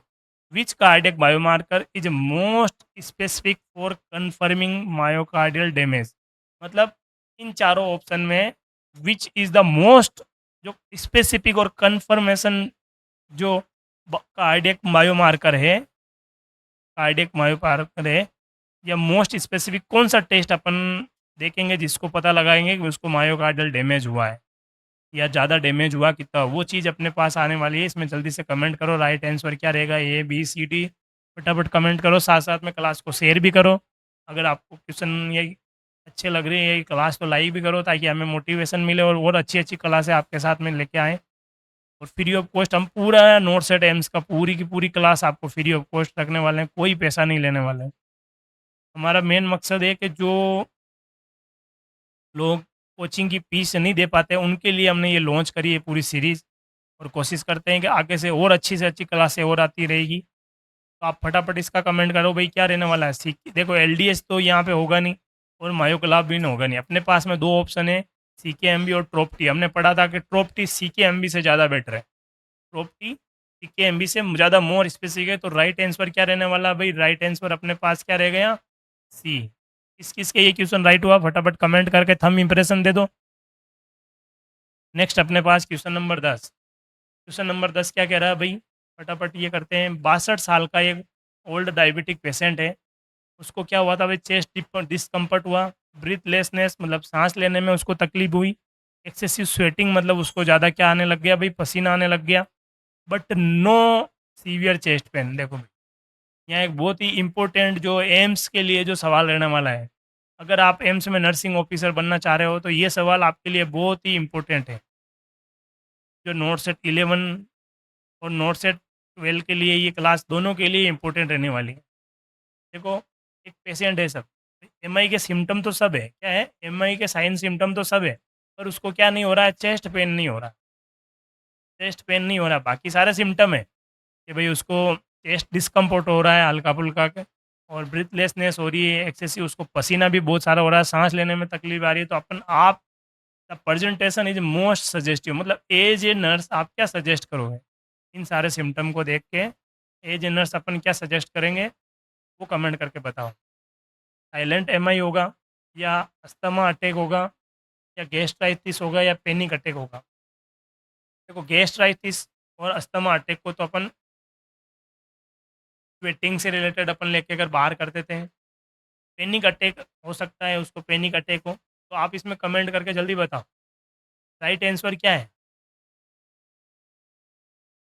राइट आंसर देखो, मायोकार्डियल इन्फार्क्शन तो उसको अपन ने, डायबिटिक पेशेंट भी है ना ये, तो डायबिटिक पेशेंट क्या है, एमआई का रिस्क है, रिस्क फैक्टर है कि नहीं, एमआई का रिस्क फैक्टर है कि नहीं। तो अपने पास जो राइट आंसर होने वाला है वो है साइलेंट एमआई। तो इसको अपन साइलेंट एमआई क्यों कहें, साइलेंट एमआई का मतलब होता है इन सारे सिम्टम को पेशेंट बहुत बार क्या कर देता है भाई, अवॉइड करवा देता है, क्योंकि उसको क्या नहीं हो रहा है, यहाँ पे चेस्ट पेन नहीं हो रहा। चेस्ट पेन नहीं हो रहा इसका मतलब ये नहीं कि उसको एमआई नहीं, एमआई है, पर वो क्या, साइलेंट अटैक, आपने नाम सुना होगा बहुत बार, साइलेंट हार्ट अटैक आया भाई उसको, साइलेंट हार्ट अटैक जिसको ऐसे अपन बोलेंगे। तो ये जो अपना राइट आंसर होने वाला वो क्या है, ए है, साइलेंट हार्ट अटैक। चलो नेक्स्ट क्वेश्चन अपने पास में आ गए हम, जल्दी कमेंट करना साथ साथ में क्वेश्चन पढ़ते ही, क्वेश्चन ये वीडियो बहुत लंबा होता जा रहा है, 20-21 क्वेश्चन आज अपन ने एमआई से रिलेटेड सारे क्वेश्चन इस टॉपिक में कर देंगे, कि आगे आपको कहीं पे भी दूसरी क्लास देखने की ज़रूरत ही नहीं पड़ेगी एमआई को लेके। आज ये एमआई से रिलेटेड सारे क्वेश्चन हम जो पीवाईक्यू को देखते हुए बनाए हुए हैं नोट सेट एम्स के लिए। इसके साथ साथ आप गवर्नमेंट, सेंट्रल गवर्नमेंट की या स्टेट गवर्नमेंट की कोई भी एग्ज़ाम की तैयारी कर रहे हो तो ये वीडियो भी आपके लिए बहुत इंपॉर्टेंट है, क्योंकि ये तो क्वेश्चन, ये जो सब्जेक्ट है ये मेडिकल सर्जिकल नर्सिंग में कार्डियोवैस्कुलर सिस्टम में ये टॉपिक सबसे इम्पोर्टेंट है।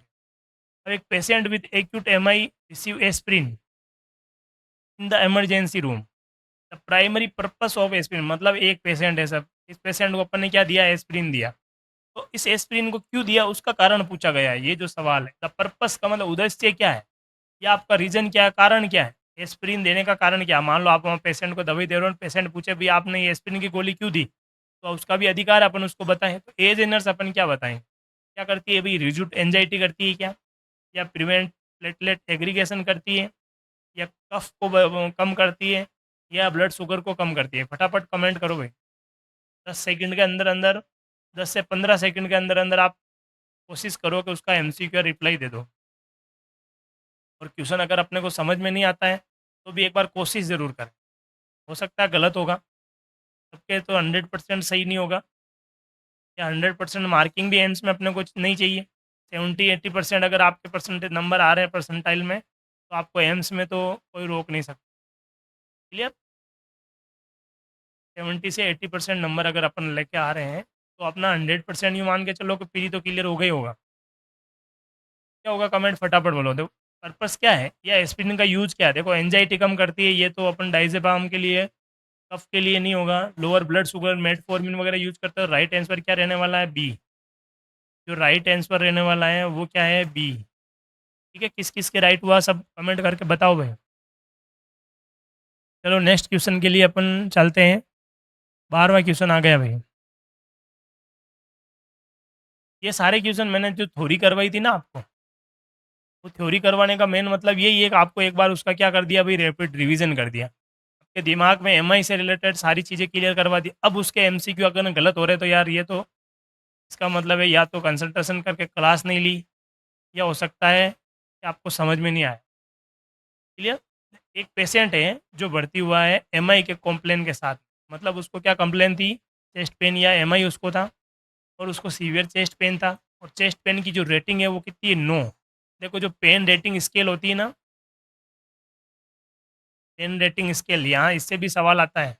उसमें क्या रहता है? 10 नंबर तक रहता है। और उसके जो फेस के जो इमोजी के अकॉर्डिंग पता लगा सकते हैं कि कितना क्या दर्द होता है। अब उसको क्या है, 10 नंबर, 9 नंबर आ रहे, 10 में से 9 नंबर उसके पेन, पेन जो रेटेड हुआ है, मतलब बहुत ही सीवियर पेन है। क्या है? बहुत ही सीवियर पेन है। उस कंडीशन में उस पेन को कम करने के लिए कौन सी दवाई देंगे? कौन सा ड्रग ऑफ चॉइस क्या है? ड्रग ऑफ चॉइस क्या है? जल्दी कमेंट करके बताओ। एमआई में डीओसी ड्रग ऑफ चॉइस इसके लिए, पेन को कम करने के लिए क्या है? फटाफट कमेंट करो। राइट आंसर मॉर्फिन, दूसरी पैरासीटामोल, आइबुप्रोफिन और डाइजेपाम। देखो सबसे पहले कमेंट में हमेशा ध्यान रखो, कोई भी एमसीक्यू करो तो उसमें एक दो ऑप्शन ऐसे होंगे जो गलत होंगे, तो उसको अपन को उड़ाना है। सबसे पहले क्या करना है? डाइजेपाम नहीं आएगी। आइबुप्रोफिन पेन किलर है। पैरासीटामोल क्या करती है? एंटी पायरेटिक दवाई है, तो इसको अपन ज़्यादा यूज फीवर में करते हैं। तो अपने पास दो टॉपिक बचे, एक तो मॉर्फिन और आइबुप्रोफिन। मॉर्फिन इसलिए ज़्यादा देते हैं, आइबुप्रोफिन क्या है? एनएसाइड्स है। और ये देने से क्या होता है कि जो ऑक्सीजन की डिमांड होती है वो तो कम नहीं होती। तो एज ए अपन अपना टारगेट क्या है कि दर्द भी कम कर देते हैं, साथ साथ में ऑक्सीजन की जो डिमांड होती है वो भी कम कर देता है। तो वो कौन सी दवाई है भाई? वो है मॉर्फिन। क्लियर। तो इसमें अपने आंसर रहने वाला ए। आंसर क्या हो गया? ए। क्लियर सभी के। चलो नेक्स्ट क्वेश्चन अपन करते हैं। 13 नंबर क्वेश्चन। एज ए नर्स, अगर मान लो किसी पेशेंट को अपन क्या कर रहे हैं, हेल्थ एजुकेशन दे रहे हैं, इसके बारे में modifiable risk factor which patient statement indicate understanding. मतलब मान लो आप एक नर्सिंग ऑफिसर हो, एक पेशेंट आया, उस पेशेंट को अपन क्या दे रहे हैं? आप हेल्थ एजुकेशन दे रहे हैं इसके बारे में, एमआई से प्रिवेंट करने के बारे में। और प्रिवेंट किससे करते हैं? रिस्क फैक्टर से करते हैं। ऐसे ऐसे एक तो मॉडिफाइबल रिस्क फैक्टर होता है, एक नॉन मॉडिफाइबल रिस्क फैक्टर होता है। इन दोनों में फ़र्क क्या है? मॉडिफाइबल रिस्क फैक्टर का मतलब ऐसे रिस्क फैक्टर जिसको अपन क्या कर सकते हैं? चेंज कर सकते हैं, मैनिपुलेट कर सकते हैं, बदल सकते हैं। और नॉन मॉडिफाइबल जिनको बदल नहीं सकते, नो चेंज। जैसे चेंज वाले में क्या क्या हो सकता है? जैसे कोई ओबेसिटी वाला पर्सन है, वो कोलेस्ट्रॉल ज़्यादा है, कोई स्मोकिंग कर रहा है, कोई अल्कोहल यूज़ कर रहा है, कोई ज़्यादा जंक फूड फैट यूज़ ज़्यादा कर रहा है। इन लोगों को हेल्थ एजुकेशन दे के अपन क्या कर सकते हैं? इनकी आदतों को क्या कर सकते हैं? चेंज कर सकते हैं। तो इसलिए ये क्या है? Modifiable risk factor. मॉडिफाई मतलब चेंज करने वाला। ऐसे रिस्क फैक्टर जिसको चेंज नहीं कर पाते हैं, जैसे मान लो सबसे पहला एज। अब कोई 70 साल का बूढ़ा है, उसको अपन 60 का थोड़ी कर सकते हैं। अगर कोई मेल आया उसको अपन फीमेल कर सकते हैं क्या? या आप कह सकते हो फैमिली हिस्ट्री, अगर किसी की फैमिली में किसी को एमआई था तो चेंज कर सकते हैं क्या? नहीं कर सकते। मतलब ऐसे रिस्क फैक्टर जिसको अपन क्या कर सकते हैं? चेंज कर सकते हैं। तो मॉडिफाइबल रिस्क फैक्टर, एमआरएफ। और इसको अपन नहीं चेंज चेंज नहीं कर सकते हैं, मैनिपुलेट नहीं कर सकते हैं, बदल नहीं सकते हैं, उसको बोलेंगे non modifiable risk factor. Clear. यहाँ तक सबके समझ में आ गया। अब आपके क्वेश्चन क्या है? अब मान लो ये चीज़ें अपन ने उस मरीज को क्या दे दी भाई? एजुकेशन दे दी, उसको पूरी तरह से समझा दिया, पढ़ा दिया। अब आप क्या करोगे? आपको चेक करना है कि आपने जो चीज़ें दी वो मरीज को समझ में आई कि नहीं है। अंडरस्टैंडिंग का मतलब क्या है कि मरीज ये चीज़ समझा कि नहीं समझा, वो कैसे अपन पता लगाएंगे? या कह सकते हो वो अपन कैसे पता लगाएंगे समझ में आई कि नहीं है, अंडरस्टैंडिंग हुई गई। अब देखो इसमें क्या स्टेटमेंट होगा जो अपन पता लगाएंगे उसको अपन हेल्थ एजुकेशन आए। देखो यहाँ क्या पूछा है, सबसे पहले तो ये ध्यान रखना, ये नॉन मॉडिफाइबल एक मॉडिफाइबल रिस्पेक्ट करके पूछा है। एक्सप्लेन मॉडिफाइबल, तो नॉन मॉडिफाइबल को तो अपन भूल ही जाओ। अपने पास क्या है मॉडिफाइबल वाला, obesity, smoking, alcohol, junk food, exercise नहीं करना, ये चीज़ें अपन हो। तो आई विल क्वाइट स्मोकिंग, ये चीज़ बहुत ज़्यादा चांसेज है। I can not control my cholesterol, ये स्टेटमेंट गलत है। Exercise has no role in heart, वो बताएगा नहीं साहब, कोई मतलब नहीं, एक्सरसाइज करने से कोई हार्ट में फ़र्क नहीं पड़ता, ये भी स्टेटमेंट गलत है। मतलब आपने उसको अच्छी अच्छी एजुकेशन नहीं दी। Stress does not affect heart, मतलब वो तनाव वनाव से बारे में बताएगा नहीं, नहीं तनाव से कुछ नहीं होता। ये चीज़ें क्या है नेगेटिव है। और पॉजिटिव क्या वर्ड आया, आई विल क्वाइट स्मोकिंग, मतलब आपने उसको समझाया कि भाई स्मोकिंग करने से क्या हो सकता है, एमआई होने का चांसेज है। तो वो क्या कहेगा, आई क्वाइट मतलब मैं क्या कर दूंगा, स्टॉप कर दूंगा, स्मोकिंग करना बंद कर दूंगा। इसका मतलब जो आपने एजुकेशन दी है वो उसको क्या आई है, समझ में आई। तो जो राइट आंसर होने वाला है 13 नंबर क्वेश्चन का, वो है ए। किस किस का ये क्वेश्चन राइट हुआ जल्दी कमेंट करके बताएं, और थंब इंप्रेशन जरूर दें कि 13 क्वेश्चन में 13 के 13 जिसके सही हुए ना वो भी कमेंट करे भाई कि अभी 13 में से 13 नंबर आ रहे हैं। चलो नेक्स्ट क्वेश्चन आया 14 नंबर पे। आज की क्लास थोड़ी लंबी रहेगी, पर डेली आपको ऐसे ही 1-2 घंटे की 1 घंटे की क्लास आपको डेली मिलने वाली है, जिसमें हमारा टारगेट रहेगा 100 प्लस जो 100 टॉपिक हमने सेलेक्ट करे हैं नोट्स एट एम्स के लिए। रैपिड रिवीजन जो हमने आरआर बैच लॉन्च करा है, उस बैच के लिए आपको बहुत ही एमआई के लिए यूँ मान के चलो कि आगे जाके दूसरी जगह आपको कोई क्लास देखने की ज़रूरत ही नहीं पड़ेगी कि हमने एमआई के 20 प्लस जो प्रीवियस ईयर क्वेश्चन सबको मिला के एमसीक्यू तैयार कर दिए हैं। तो आपको कोशिश रहेगी कि ये टॉपिक आपको इजीली समझ में आ जाए। अब ये सवाल क्या कह रहा है भाई, चलो मोस्ट कॉमन कोज, सबसे इम्पोर्टेंट या मोस्ट कॉमन कारण क्या है डेथ का। अगर कोई आदमी मर गया है या किसी आदमी की मृत्यु हो गई, इसमें एमआई में हार्ट अटैक में या एक्यूट, एकदम से कोई आदमी बैठा बैठा उसको, एक्यूट का मतलब क्या है सडन, एक्यूट का मतलब क्या होता है भाई सडन, और क्रोनिक मतलब लॉन्ग टाइम तक। एकदम से सडन चेस्ट पेन हुआ और आदमी तुरंत क्या हो गया साहब, डेथ हो गया, ठीक है, मर गया, थोड़ी देर में 1-1.5 घंटे में अस्पताल ले गए, भर्ती करा और ख़त्म हो। इसका जो कारण रहने वाला है, मोस्ट इंपॉर्टेंट कारण क्या रहने वाला है, वो आपको कमेंट करके बताना है। जल्दी कमेंट करो, ABCD क्या कमेंट होने वाला है।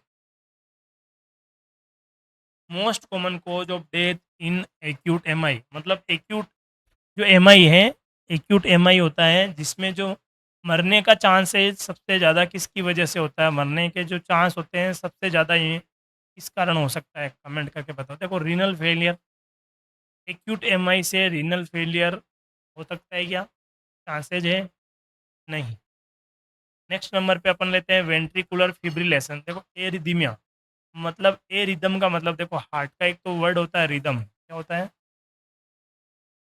रिदम, रिदम का मतलब होता है कि जो हार्ट का जो संकुचन, या कह सकते हो सिस्टोल और डाइस्टोल, एक पर्टिकुलर वे में, एक पर्टिकुलर वे में अगर चल रहा हो, एक बार डाइस्टोल सिस्टोल जैसे 0.8 सेकंड में पूरा कार्डियक साइकिल होता है, पर्टिकुलर 0.5 और 3 कुछ करके जो पर्टिकुलर 28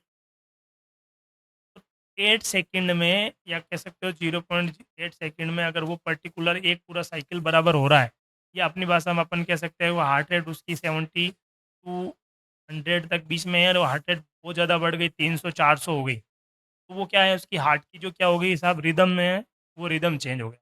इस चीज़ को अपन बोलते हैं एरिदमिया। क्लियर यहाँ तक। अब क्या होगा भाई, एरिदमिया में क्या होता है कि वेंट्रिकुलर फिब्रिलेशन में एरिदमिया हो, एरिदमिया का टाइप क्या है, वेंट्रिकुलर फिब्रिलेशन, मतलब जो वेंट्रिकल होता है वहाँ पे ज़्यादा दिक्कत।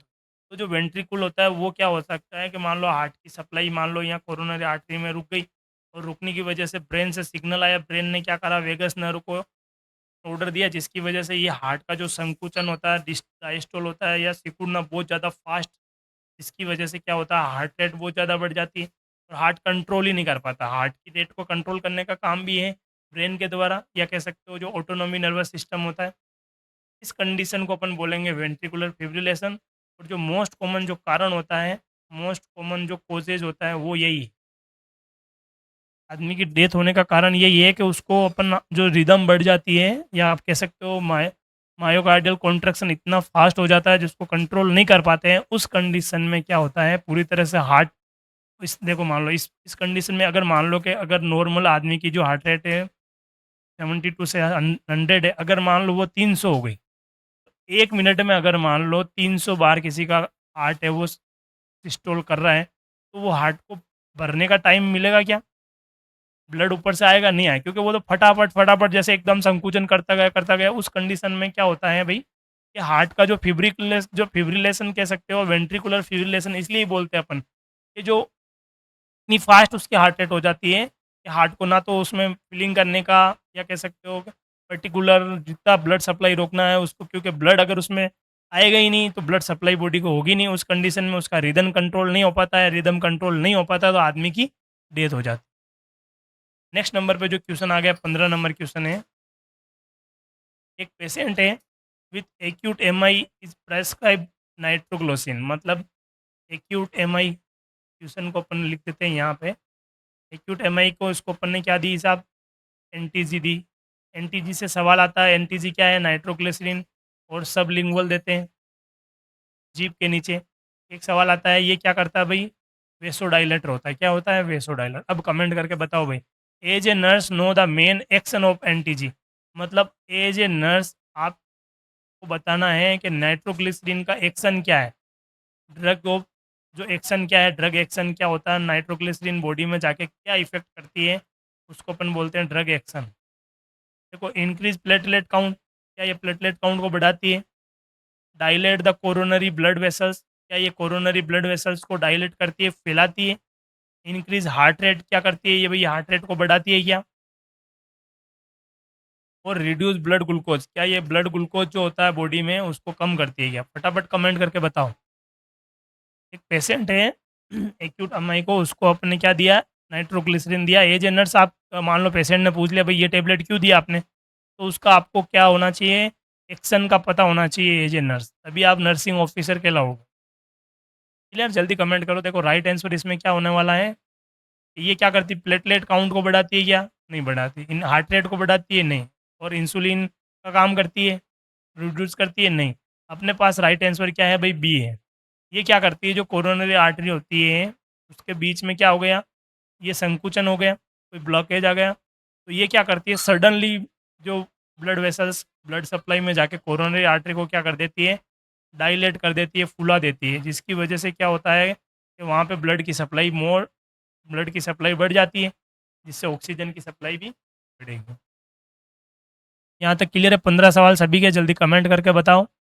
नेक्स्ट अपना जो सवाल है 16 नंबर पे सवाल है कि nurse as a nurse teaching a patient about risk factor of MI, which non modifiable risk factor. अभी मैंने पूरा बताया भैया कि नॉन मॉडिफाइबल रिस्क फैक्टर और नॉन मॉडिफाइबल और मॉडिफाइबल रिस्क फैक्टर। मॉडिफाइबल का मतलब जिसको अपन बदल सकते हैं, नॉन वालों को नहीं। इसमें से क्या क्या बदल सकते हैं, पहले तो ये काट दो। आपका जवाब आज स्मोकिंग, ओबेसिटी और फिजिकल एक्टिविटी। तो अपने पास राइट आंसर क्या है, फैमिली हिस्ट्री, मतलब किसी एमआई के पेशेंट की फैमिली हिस्ट्री को क्या नहीं कर सकते अपन, बदल नहीं सकते। तो राइट आंसर इसमें क्या रहने वाला है, सी। नेक्स्ट सवाल अपने पास 17 नंबर पर। एक पेशेंट है, a patient with acute MI suddenly lose consciousness and has no pulse. मान लो एक पेशेंट आया जिसको क्या था, एक्यूट एमआई था, एमआई का आया, उसको अटैक आया और आपके पास वो हॉस्पिटल में आ गया, एडमिट हुआ, या आपको मान लो कहीं मेन रास्ते पे पड़ा मिल गया, या आपके घर में भी हो सकता है, होम पे भी हो गया। तो ये अगर उसको चेस्ट पेन वगैरह, एक्यूट एमआई का मतलब chest pain, sweating, pain radiate, ये सब चीज़ें आपने देख ली, तो आपका जो फर्स्ट एक्शन क्या होगा, एज ए नर्स आपका फर्स्ट एक्शन क्या होने वाला है। एज ए नर्स आप सबसे पहले क्या करोगे, जल्दी कमेंट करके बताओ। सबसे पहला ऑप्शन पूछा गया है कि चेक टेम्परेचर, क्या उसका आप टेम्परेचर चेक करोगे। दूसरा, स्टार्ट सीपीआर इमीडिएटली। तीसरा है गिव ओरल मेडिकेशन। चौथा, असेस पेन स्कोर। अब अपने को सवाल क्या पूछ रहा है कि वो अनकॉन्शियस होता जा रहा है, क्या हो रहा है, अनकॉन्शियस होता रह रहा है, तो अनकॉन्शियस पेशेंट को दवाई दोगे क्या, या उस, तो ये वाला ऑप्शन भी क्या है, ओरल मेडिकेशन भी कट गया। उसका टेम्परेचर चेक करोगे, नहीं साहब। पल्स चेक करना पड़ सकता है पर पल्स का इसमें ऑप्शन ही नहीं आया। अब उसकी पेन स्केल वहाँ बैठ के पेन स्केल लेके बैठ जाओगे कि आप साहब क्या आ रहा है इसका पेन स्केल देखो, नहीं। इंपॉर्टेंट जो होने वाला है वो क्या होने वाला है, फटाफट कमेंट करके बताओ भाई, फटाफट रिप्लाई दे दो। 17 में से 17 सवाल किसके सही हुए वो सभी कमेंट करके बताओ। देखो जैसे ही ऐसा पेशेंट है वो अनकॉन्शियस लग रहा है, आपने को पड़ा रोड पे कहीं मिल गया, बाइक से गिर गया, अटैक का आया, या घर पे कोई ऐसा कंडीशन हुआ, तो सबसे पहले अपन को एमआई में क्या देना है, उसको सीपीआर स्टार्ट करना है। मतलब carotid pulse check, pulse check करनी है। अगर पल्स नहीं आ रही है, सांस में अनकॉन्शियस होता जा रहा है उसकी, तो अपन को क्या करना है, as a nurse, as a medical aspirant, as a nursing student या नर्सिंग एस्पिरेंट, आपको क्या करना है भाई, सीपीआर चालू करना है। क्लियर। ये आंसर 17 नंबर किस किस के राइट हुआ, सभी कमेंट करके बताओ। नेक्स्ट नंबर पे 18 नंबर क्वेश्चन है, जल्दी क्वेश्चन पढ़ के रिप्लाई दो। एक पेशेंट है, वो आया 1 घंटे after onset of S T E M I symptom. मतलब एम आई कौन सा है, एस टी सेगमेंट एलिवेशन वाला है, ठीक है। 1 घंटे बाद कहाँ आया, हॉस्पिटल में आया। विच treatment most beneficial perform early, आपको कौन सा ट्रीटमेंट उसको क्या करना है, 1 घंटा हो गया अभी उसको, अपन मतलब अपने को कौन सा ट्रीटमेंट अपने को करना है, फटाफट कमेंट करके बताओ। PCI, antibiotics, antacid, anti histamine. देखो ये तो एक तो क्या है एंजियोग्राफी, उसके बाद में उसको एंटीबायोटिक देंगे, या उसको एंटासिड देंगे रेनिटिडिन वगैरह, या उसको एंटी हिस्टामिन मतलब सिट्रिजिन वगैरह कुछ एलर्जी की दवाई देंगे। फटाफट कमेंट करो भाई, कमेंट फटाफट कमेंट करो। देखो उसको एम आई तो हो गया, एम आई कौन सा है, एस टी एम आई है, क्या है, S T E M I. S T जो सेगमेंट है वो एलिवेटेड है, मतलब कार्डियक डैमेज हो गया है, या आप कह सकते हो जो कोरोनरी आर्टरी है वो कहीं ना कहीं ब्लॉक हो गई है। उस कंडीशन में क्या करोगे, ट्रीटमेंट क्या है, coronary artery atherosclerosis C A D का जो ट्रीटमेंट होता है मोस्ट इम्पोर्टेंट क्या होता है, सर्जिकल मैनेजमेंट। क्या होता है भाई, सर्जिकल मैनेजमेंट। सर्जिकल मैनेजमेंट में क्या होता है, ये जो कोरोनरी आर्टरी होती है उसमें क्लोट को क्या करते हैं, हटाते हैं, या क्लोट को क्या करते हैं वहाँ से स्टेंट डाल के उसको रिपेयर करते हैं, या बैलून थेरेपी के द्वारा स्टेंट डाल के उस क्लोट को हटाया जाता है, तो बोलते हैं एंजियोप्लास्टी। किस किस के राइट आंसर ए हुआ है, फटाफट कमेंट करो, राइट आंसर क्या है भाई, ए। क्लियर, जिसको अपन कोरोनरी आर्टरी डिजीज में बहुत अच्छे से वो डिस्कस कर लेंगे।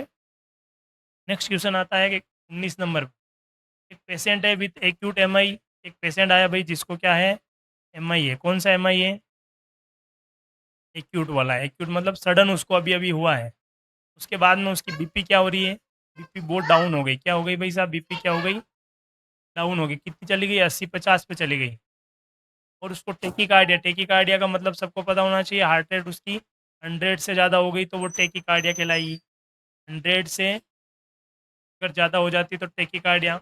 और उसकी स्किन क्या हो रही है भाई, कोल्ड होती, ठंडी पड़ती जा रही है। कोल्ड कामी स्किन का मतलब होता है कि जो स्किन होती है वो क्या हो रही है, ठंडी हो रही है। इस कंडीशन में आप क्या डायग्नोज करोगे कि उसको क्या हो रहा है, which condition my most likely as a nurse, as a nurse, आप एज ए नर्सिंग ऑफिसर क्या डायग्नोज करोगे, ये इसका डायग्नोसिस क्या है, जल्दी कमेंट करो भाई। एम आई भी है, देखो एम आई भी है,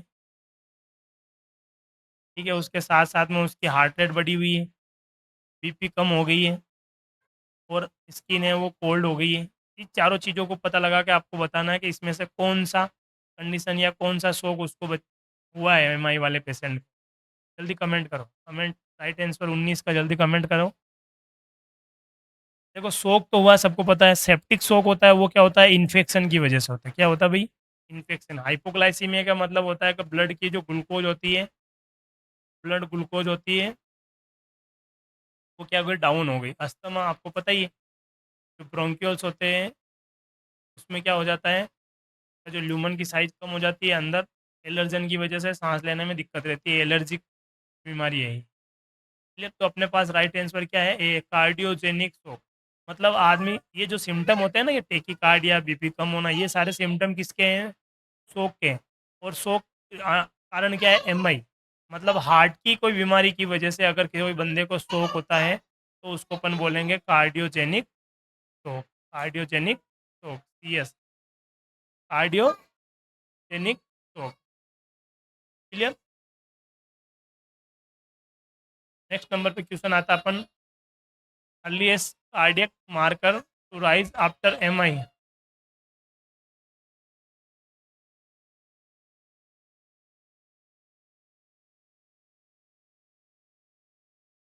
वहीं रख दे, अरे रख दे। अर्लीस्ट कार्डियक मार्कर क्या है? अगर मान लो किसी को एमआई अटैक हुआ है, क्या हुआ? एमआई अटैक हुआ, तो सबसे पहले जो आप अर्ली कौन सा कार्डियक मार्कर है वो राइज होगा। राइज का मतलब इंक्रीज होगा। क्लियर। सबसे पहले ट्रोपोनिन होगा, पीकेएम भी होगा, मायोग्लोबिन होगा, एलडीएस। देखो एलडीएस तो होगा ही नहीं, अपने पास 3 कार्डियक मार्कर, इसमें से जल्दी से कमेंट करके बताओ भाई कौन सा मार्डियक, जैसे कार्डियक डैमेज हुआ ऐसा कौन सा कार्डियक मार्कर है वो क्या होता है सबसे पहले इंक्रीज होता है? जल्दी कमेंट करके बताओ। ट्रोपोनिन अपन ने पढ़ा था 3 से 6 घंटे में। सीकेएम भी कितना पढ़ा था? 3 से 6 घंटे में। तो अपने पास राइट आंसर क्या है? मायोग्लोबिन। मायोग्लोबिन का मतलब क्या होता है? जो मसल्स होती है मायोकार्डियम, मायोकार्डियल मसल्स में क्या हो गया? डैमेज हुआ, जिसकी वजह से मसल्स ब्लड में जाके जमा होने लग गई, उसको अपन बोलते हैं मायोग्लोबिन। जो मसल्स का जो प्रोटीन होता है उसको मायोग्लोबिन होता है, और मायोग्लोबिन ब्लड में बढ़ जाता है। ये इसका right answer myoglobin, right answer C. Next number पे क्वेश्चन है, लास्ट आज का क्वेश्चन अपन कर रहे हैं इस टॉपिक का, एमआई का जो last question. A patient with MI become breathless, मतलब सांस बिल्कुल नहीं आ रही उसको, और बाईलेटरल लंग ट्रेकल साउंड, जब उसका अस्कल्टेशन करते हैं या स्टेटोस्कोप से अब उसकी जो जो लंग्स की जो साउंड चेक करते हैं तो साउंड में क्या आता है? क्रैकल्स आता है। Which complication should the nurse suspect, मतलब एक पेशेंट था, एमआई का पेशेंट था, और एमआई का कॉम्प्लिकेशन क्या है? एज ए एमआई का कॉम्प्लिकेशन, उसको सांस लेने में दिक्कत हो गई, या कह सकते हो बाईलेटरल उसके लंग्स में साउंड में क्रैकल साउंड्स आ रहा है। तो अपन एज ए नर्स आप क्या सस्पेक्ट करोगे? Pulmonary oedema, appendicitis, hepatitis, nephritis? जल्दी कमेंट करके बताओ।